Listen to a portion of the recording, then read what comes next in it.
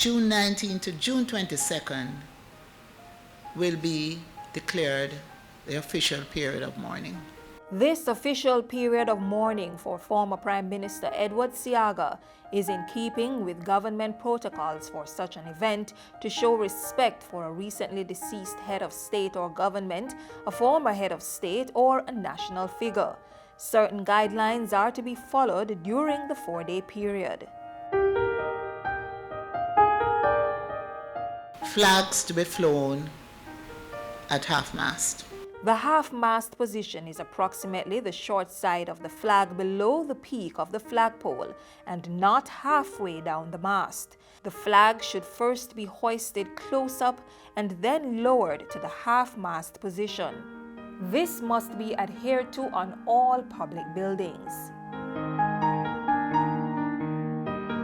During the period of mourning, no public social function or official event should be held.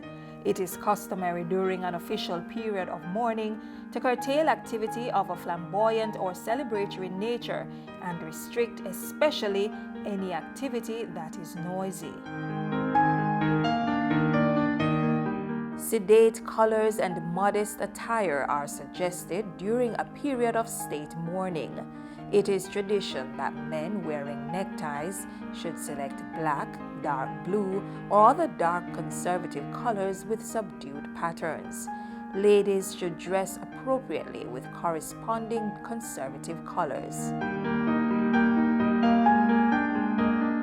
The 4-day period of mourning in honor of the life and service of the Most Honorable Edward Seaga will precede his state funeral. It will be held on Sunday, June 23, beginning at noon at the Cathedral of the Most Holy Trinity on North Street in Kingston. Interment will follow at the National Heroes Park.